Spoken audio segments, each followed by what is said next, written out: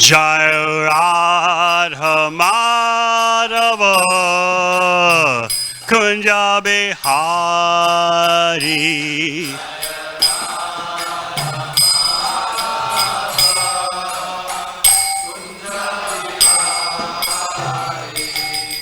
Jai Vishwabad Bamsaparaj Gacharya Astatarasata Shishi Mad A.C. Bhakti Vedanta Swami Maharaj Srila Prabhupada Ki Jai Om Vishnu Bham Sabaraj Gacharya Stotar Sata Shishi Mad Bhakti Siddhanta Saraswati Thakur Prabhupada Ki Go Premanandi.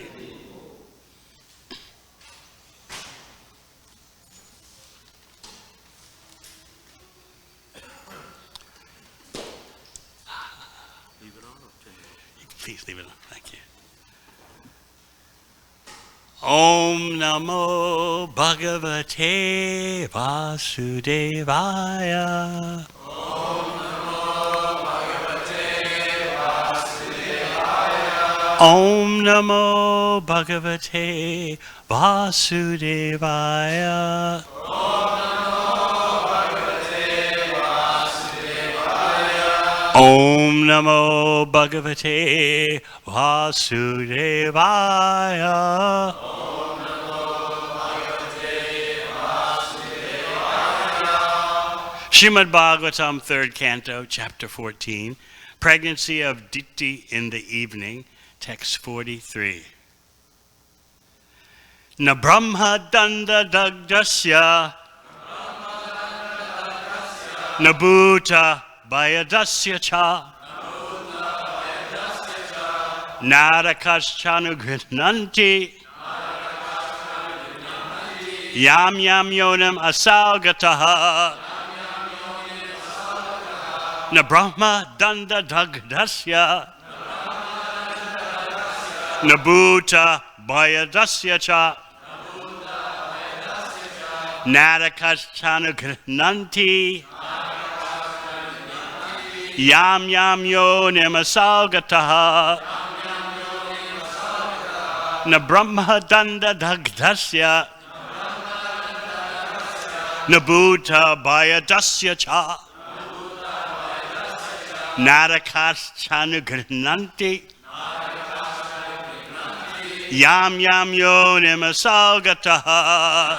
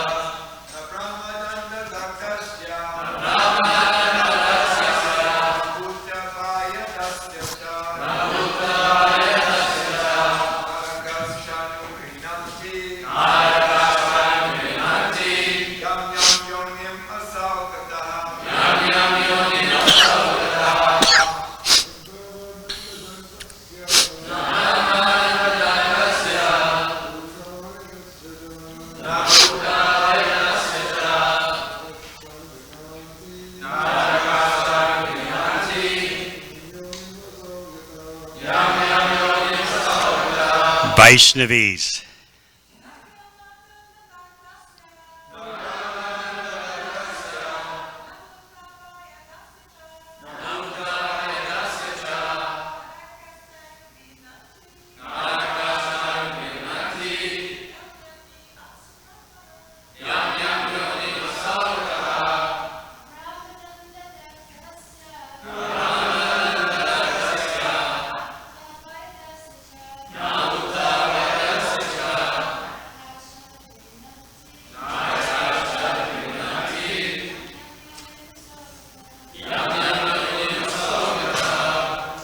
Na, never.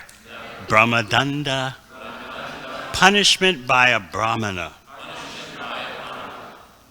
Daganasya, of one who is so punished. Na, neither. Bhutabhayadasya, of one who is always fearful to the living entities. Cha, also.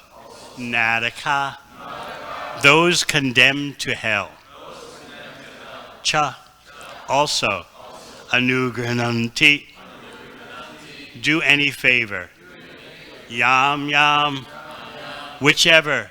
Yonim, species of life. Aso, the offender. Gata, goes.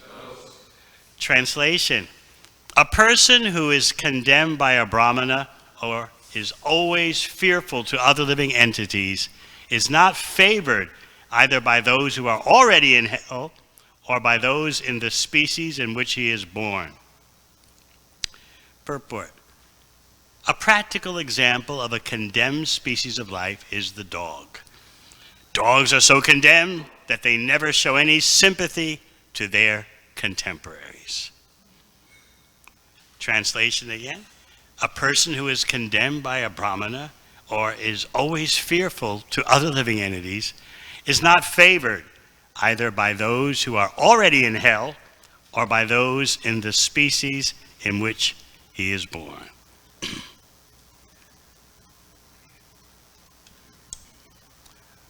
Om Agana Chimadandasya Gananjana Shalakaya Chakshun Militang Yena Tasmai Shri Gurave Namaha Jai Shri Krishna Chaitanya Prabhu Nityananda Shri Advaita Gadadhara Shri Vasadi Gaura Bhakta Vrinda Hare Krishna Krishna Krishna Hare Hare Hare Rama Rama Rama Hare Hare.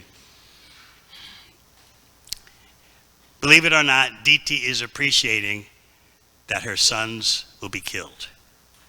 But her first fear was they're going to cause havoc and cruelty to so many living entities. I wonder if they'll be killed by the brahmanas. The brahmanas can curse. But then she hears that they'll be killed personally by the Supreme Personality of Godhead. And that makes her happy. So we've changed scenes here, as Prabhupada reveals in the purports, from utter disaster, the aftermath of a reproductive activity at the wrong time, at the wrong place, the wrong way. You may recall how her husband, Kashyapa Muni, read out the charge sheet, the list of things she had done wrong. Your consciousness was polluted, the wrong time, twilight, in this way you disobeyed Dharma. You didn't listen to me, and you offended the demigods like Lord Shiva. But then he's going to list as the scene changes from, and he was angry, but the scene is changing to hope. Hope because the grandson of Diti will be such an extraordinary devotee. So first of all, what about this fear of being condemned by the brahmanas? There's a big difference between being cursed by the brahmanas and being killed by the Supreme Personality of Godhead. Diti knew this. After all, her father is Daksha. Her husband is Kashyapa Muni. So she understood, although it seems to be violence and cruelty when someone is killed by the Supreme Personality of Godhead, actually it's the greatest benediction, because they can attain liberation. Now let's go into the fine print about that attaining liberation. It may not happen right away. It's in the cards, so to speak. You can understand this more in the what I call the Manual of the Avatars, Lagu Bhagavatamrita. We can put in a plug for the BBT. It's a beautiful BBT version done by the BBT translating team. Rupa Goswami's details, as commented on by Srila Baladev Vidyabhusan. So there he explains that, yes, as Lord Brahma says, all the avatars are equal in potency, but they all don't manifest what especially 3 forms of the Lord manifest. And we're Rupanugas, we're following the footsteps of Rupa Goswami, and he gives us this information, that there are 3 special forms of the Lord called Pada Avasta. Number 1 is Lord Nrsingadev. Number 2 is Lord Ramchandra. And number 1 is Lord Krishna himself, Swayam Bhagavan. Why are these 3 standouts? Because of their capacity for reciprocating with devotees' love. Even someone as fierce as Lord Nrsingadev, as we heard Sarvas Prabhu reading this morning. He's reciprocating with Prahlad in such an extraordinary way. Actually, Lord Nrsingadev appeared not only for Prahlad, but for the benefit of all living entities. But he had a special reciprocation with Prahlad. So, in Laghu Bhagavatamrita, which if you've read Prabhupada's books again and again, you can look at the details of the avatars. There's a conversation between Parashara Muni and Maitreya Muni. Just like now you're in the midst of a conversation between Vidur and Maitreya Muni. So the verse comes up, spoken by Bilva Mangala Thakur, that there are many appearances of the Supreme Personality of Godhead, but who but Krishna himself can give prema, love, to even the creepers, the plants that grow in the ground. So the purport by Baladev Vidyabhusan describes that Lord Ramachandra's appearance had a quick and short influence upon the plants. When Ramchandra was exiled to the forest, the plants cried out of separation. But that was just one brief moment. However, when Krishna enters the forest in Vrindavan, even though he's right there with the plants, the trees, still they're shivering, trembling, and crying in ecstasy. Even though he goes every day to the forest, and they're with him there in the forest, still the hairs on their bodies of the trees, plants, and cows stand on end. And the trees shoot out sap, sweet sap, every day. So Bilva Mangala Thakur, as quoted by Rupa Goswami, says this is a hint that there's something special about Krishna that other forms of the Lord, even Ramchandra, don't reveal. So when you approach Lord Nrsingadev, Lord Ramchandra, and Krishna, you're like going up the steps of a palace. So you start with Lord Nrsingadev.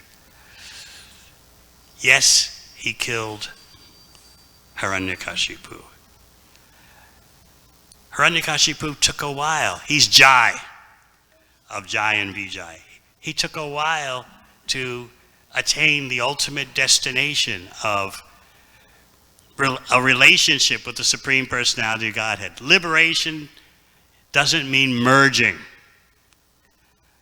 Liberation means achieving a personal relationship. So what happened to Hiranyakashipu? He was certainly killed by Lord Nrsingadev. But the point that Rupa Goswami is making is that only Krishna himself can actually bring you to a close personal relationship. Hiranyakashipu thought, well, this half man, half lion is he's attained, this is a creature brought about by austerities and pious activities, just like I, Hiranyakashipu, performed severe austerities and got all my powers. So similarly, this half-man, half-lion creature is the product of some austerities, some mystic powers. He did not recognize the Supreme Personality of Godhead for who he is. So therefore, when he was killed, he took another birth as Ravana. But that birth as Ravana was combined with opulence that rivaled or even surpassed what the demigods have. Ravana had 10 heads. His material enjoyment exceeded that of the Devatas. Of course, he's killed by Lord Ramchandra. But again, the ultimate liberation was withheld because both Hiranyakashipu and Ravana had such an attitude of defiance, and they did not recognize that this is the supreme absolute truth killing us. We already spoke about Hiranyakashipu's perception. Oh, a creature created by karma. Ravana was too much absorbed in Sita. That was his main meditation, the beauty of Sita. So when he's killed by Ramchandra, he doesn't appreciate the glories of Lord Ram in terms of being the Supreme Personality of Godhead. He got a hint from his own wife, Mandodari, heralded as one of the most chaste women in Vedic history. Somehow or other she stuck it out with Ravana. So she told him, "What are you doing starting all these fights with Ram? Don't you understand he's the Supreme Personality of Godhead?" And Ravana told her, "Theoretically I understand it, but still I want to kill him." So theoretical understanding is not enough. He didn't have the attractiveness of the Supreme Personality of Godhead infused into his heart. Only Krishna can do that. So Ravana, with his attitude of defiance when he went down, when Lord Ramchandra took him out, terminated him, he was thinking that this is an ordinary person who's become so powerful, just like I've become so powerful. He couldn't think straight because he just had Sita on his mind. But in the next birth, this is Jai of Jai and Vijay going through his 3 sequences. In his next birth, Ravana is Shishupal. And you start to see the culmination of all these contacts with the Supreme Personality of Godhead, unknowing contacts. You start to see how these contacts add up. Because Shishupal, from childhood, from babyhood, before he could talk properly, he would blaspheme the Supreme Personality of Godhead. He was chanting the names, the holy names of the Lord in such abusive, condemning, scornful ways. But he was chanting the names of the Lord. All that contact with Nrsingadev and Ramchandra was now culminating. Shishupal was pure hatred of the Supreme Personality of Godhead in a most intense personal way. He knew this is the Supreme Personality of Godhead. He knew how, he was meditating on how beautiful is Krishna. Oh, his lotus eyes. He's Pitambara, he's always wearing yellow. Beautiful, I hate it. And the chanting of the holy names was always vibrating in his heart. But he would pronounce the names with such scorn, practically spitting the words out. Daityari, the killer of the demons. Pundarikaksha, the lotus-eyed one. Garuda Vahana, the master of the carrier bird, Garuda. Lakshmisha, the master of Lakshmi. Sharangi, the one who carries the Sharanga bow. He was chanting with such scorn and abusiveness. He was abusing the holy name, but he was doing his offensiveness in such a uniquely personal way. So then what happened at the Rajasuya Yajna,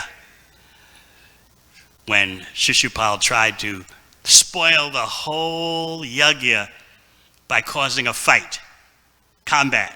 He knew that if he was outrageous enough and disruptive enough, there would be a fight and blood would be shed in the sacrificial arena, and that means Yudhisthira's whole Rajasuya Yajna, which required opulence and resources beyond what we can imagine today, the whole thing would have been spoiled. That's what Shishupal's objective was. So while everyone is glorifying Krishna as the one suitable to get the first worship, the most prestigious slot was given to Krishna, Shishupal was just waiting for the key moment in the whole ritual procedure, the point of no return, the point at which if there's a mistake, the whole yajna is canceled.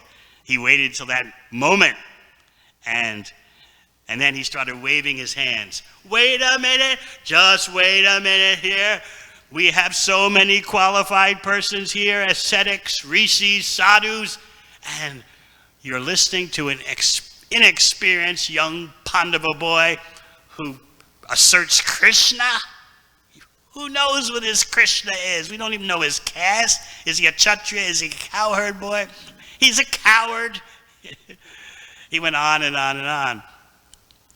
Many of the Kshatriyas, they were just starting to pull on their swords, like, gotta finish this guy off now. Others just left. We don't want to hear blasphemy. There was about to be a fight, and that's what Shishupal wanted. He was arrogant. Come on, you have a go at me. Come on, let's get it on. But Krishna knew that if there was a fight, if there was one drop of blood shed, the whole Rajasuya Yajna would be spoiled. So what did Krishna do? He sent his Sudarshan Chakra, which cut off the head of Shishupal so surgically precise, in such a way that was so surgically precise that not a drop of blood came from Shishupal. But what Rupa Goswami points out is that in that last moment, as the chakra was released and was soaring towards Shishupal, by the illumination of the chakra, Shishupal realized, this is the Supreme Personality of Godhead. He fully understood that, and then off went his head. So that was the culmination.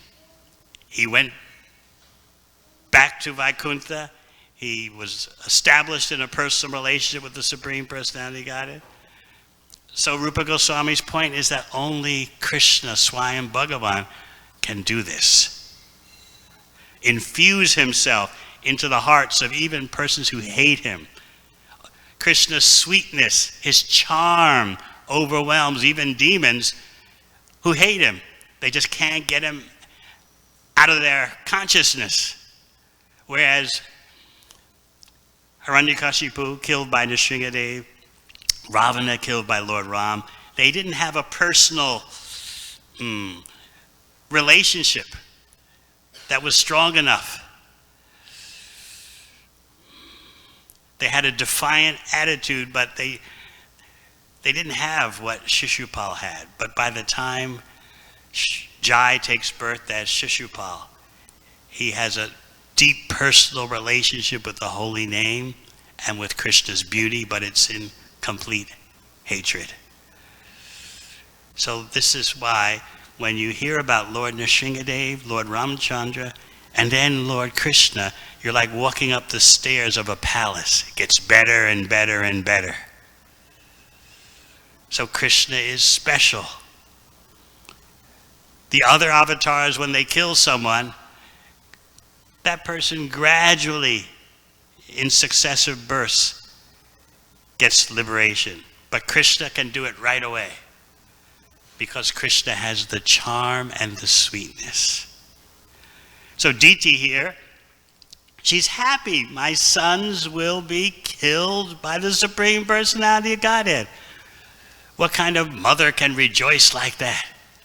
At first she was upset. Oh no, my sons are going to be such terrors. They may end up being killed by brahmanas. If they're killed by brahmanas, as we hear today, when they go to hell, everyone will hate them in hell, even though they're with other hellish people in hell. Still, the word will be out. These two have been killed by brahmanas. They're especially atrocious, more so than us other hellish creatures. And then they take birth in some condemned species, and those in that condemned species will hate them too. So they'll suffer in hell, and they'll suffer in whatever condemned species they take birth in, because they were cursed by brahmanas. So this is why she's so happy to know that her sons will be dispatched by the Supreme Personality of Godhead. She knows this is special.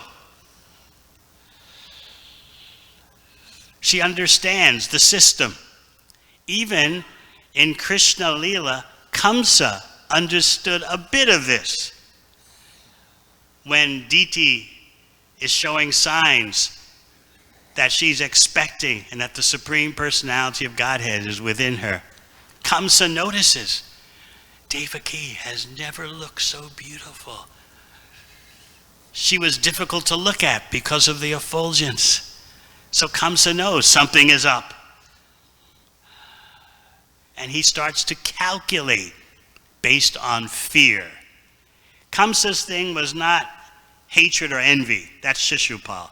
Kamsa's thing toward the Supreme Personality of Godhead was pure fear. He's going to kill me. I don't know what to do. Will he kill me, or can I kill him? How can I kill him when he can't be killed? He was like a computer that's locked up. I got to kill him, but he can't be killed. How's he going to kill me? So seeing Devaki, obviously with the Supreme Personality of Godhead manifest in her, he was deliberating what to do, what to do, what to do. He considered, I can't kill her now. She's a woman. I can't kill her now. She's my sister. I can't kill her now. She's pregnant. He considered all that, but he's going down the checklist. Nope, can't do that. Nope, can't do that. What was the reason he gave why he couldn't do it? He said, this is so cruel that even while I'm living, people will treat me like I'm dead. He had some concern about his reputation. I'll suffer after death, and I'll suffer before death also. He's considering all the angles. I'll suffer in this life and the next.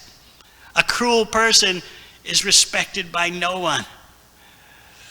In fact, a cruel person is trashed by everyone in this lifetime and the next. I don't want that.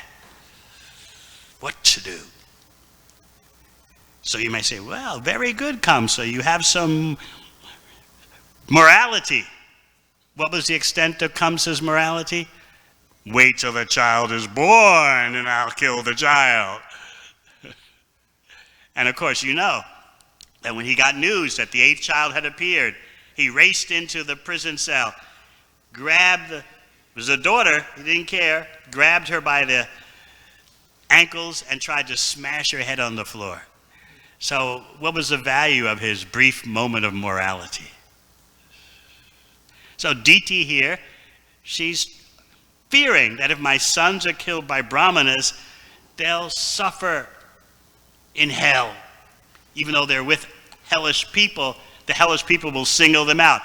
We're all bad, but you were cursed by brahmanas. and they'll take birth in a horrible species, and the other members of that species will condemn my sons. But now I understand. They'll be killed by the Supreme Personality of Godhead. How glorious is that? So the chapter ends on an upbeat note. She's happy, even though she's heard that her sons are going to be killed by the Supreme Personality of Godhead. She's happy about that. She feels relieved. And Kashyapa is going to tell her that, look, you're repenting, you're lamenting, you're deliberating, you're listening to me. Okay, let me tell you about the grandson. So there's 7 verses introducing Prahlad Maharaj, who, as we said the other day, you'll find more about in the 7th canto. Hiranyakashipu, the son of Diti, is called Sri Hiranyakashipu because of his son Prahlad. As hideous and ferocious and terroristic as Hiranyakashipu was, because his son is Prahlad, he's called Sri Hiranyakashipu. But Hiranyakashipu considered Prahlad to be abominable, to be so unfortunate. He told Prahlad, you were meant to inherit the whole universe. I control the whole universe, but you've blown it. You can't imagine what that kind of inheritance could be like. The whole universe is yours to rule. But Hiranyakashipu tells Prahlad, you lost your inheritance. Hey, Durvinita Mandatma. You're so impudent, Durvinita. Mandatma, you're stupid. Kula Beta Karadama, you're the disruptor of your family. You're the lowest of mankind.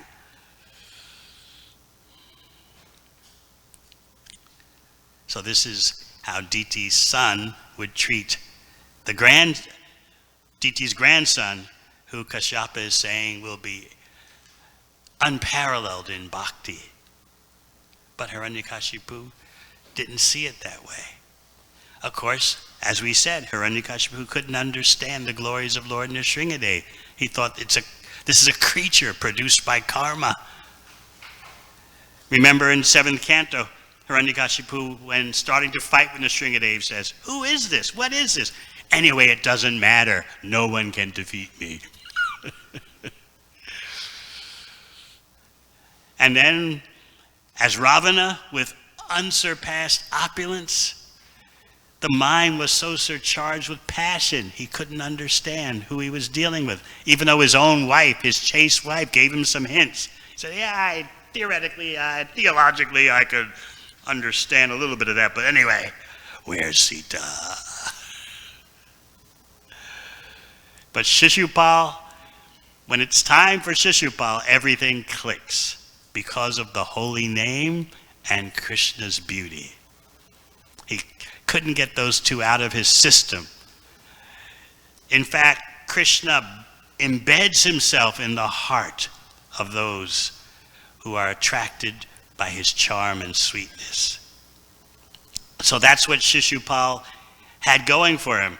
He had the Krishna personally embedded in his heart, even though Shishupal hated Krishna. There was a deep personal connection. So much so that in the 7th canto, Narada Muni says, oh, if I could only love Krishna with the intensity that these great demons hate him. Showing you how a devotee can learn from anything. Narada Muni is saying, my love for Krishna can't match the intensity of hatred in a personal relationship that these demons like Shishupal feel.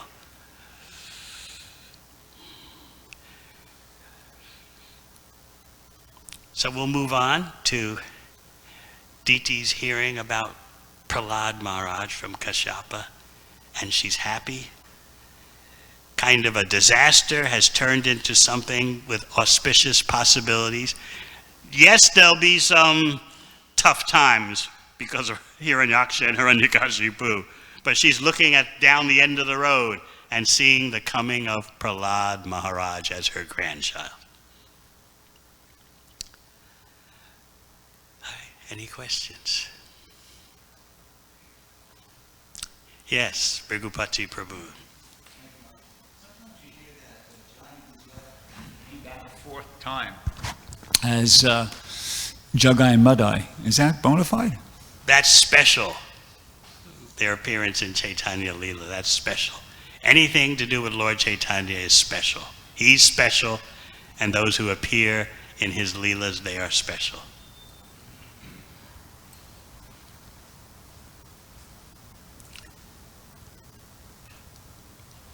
Yes.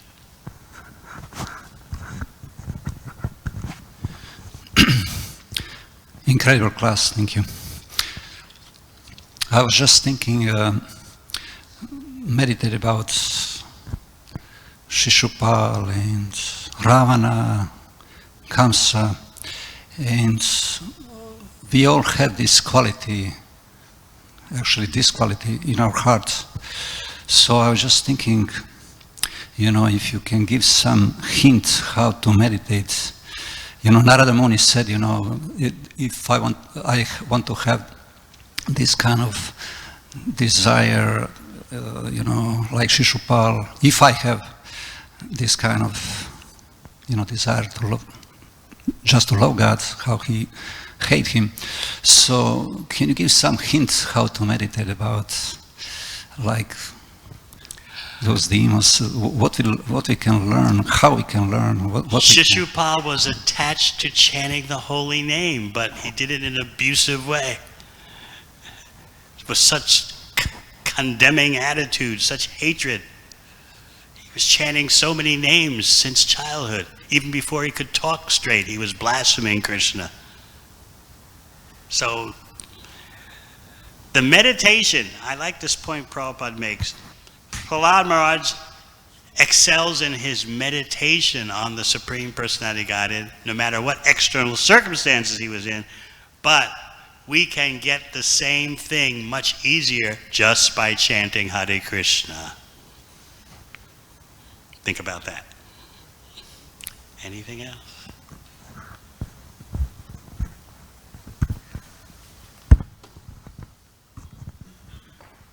Thank you, Guru Maharaj.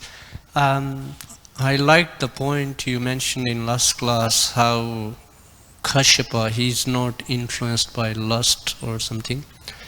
So I was just wondering about his position, because he's also going to be father of Lord Vamana, and here he's becoming the father of these two demons. So how do we understand this?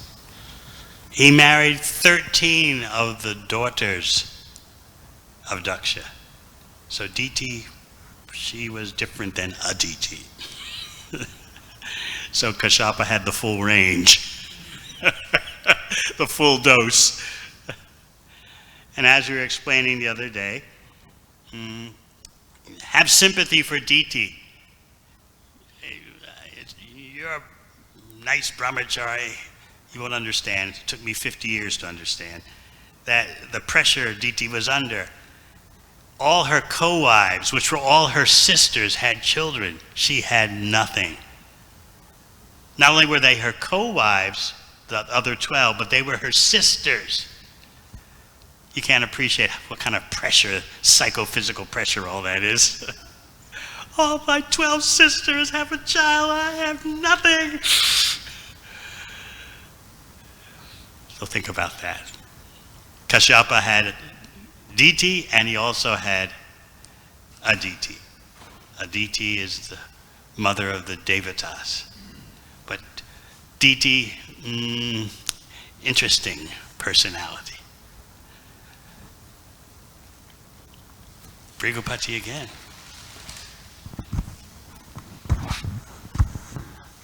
Does any Acharya ever comment as to what was the reason why Kamsa didn't just separate Vasudeva and Devaki? You know, because he was afraid of the child born, so if he just would have put them in separate prisons. I've never seen any detail about that. He also had some faith in destiny. Well, it's prophesied that there's going to be the 8th child, Nothing you can do about that, but I'll be ready and waiting. He had faith in providence, the disembodied voice from on high. Kamsa, you're such a fool. You're driving the chariot of your sister on her wedding day, but her 8th child will be the end of you. So when he rushed into the prison cell and saw it was a daughter that was evidently born, he was a bit disorientated. Wait a minute. Have I been lied to, or something went wrong here? So he had faith that destiny would happen, but he was going to do his best to stop from being killed. And this was his constant meditation, as we said.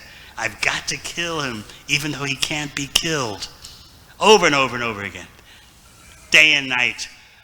All his activities, this is what he's thinking. I've got to kill the 8th child, even though the 8th child can't be killed. That is as best as I can explain. Last question. Yes. Hare Krishna Maharaj, you mentioned that the avatars of Krishna, when the demons come in contact with them, when they get killed by the avatars, different avatars besides Nrsimhadev, Lord Ramachandra, and Krishna, that they have a gradual process of purification. They don't immediately get liberated. And even with the example of Jai and Vijay, when they get killed by Nrsimhadev, and or when they come in contact with Nrsimhadev and Ramachandra, then only at the time of meeting Krishna does Shishupal get liberation. So could you please talk a little more about why the avatars, even though they're so potent, they're the Supreme Personality of Godhead and there's different incarnations, why it takes such a long time for these demons to get purified? Long time? From whose point of view? From my point of view, yes. Yes, but it's quick enough that you could say that anyone killed by the Lord in any of his forms gets liberation. But Krishna does it right away. Because Krishna has charm and sweetness. That's Rupa Goswami's point. You've got to focus on the charm and sweetness of Krishna's names and his beauty. That's special. And that overpowers the defiant attitude of the demon. And also the demon, at that point, by coming in contact with Krishna, is so invested in thinking of Krishna's name and beauty, but in a way of disgust, but it's a personal thing. You're too young to have ever had someone who just hates your guts. Has it ever happened to you? I hope it never happens to you. It's a personal thing. I can't stand him. When he walks on the street, I cross to the other side. I wish all hell would happen to his life. That's the way it is in the non-devotee world, such animosity. But Prahlad never felt such animosity, even toward his hideous father.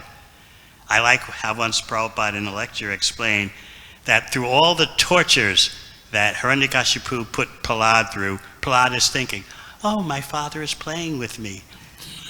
Can you imagine that? All right, thank you very much. Hare Krishna.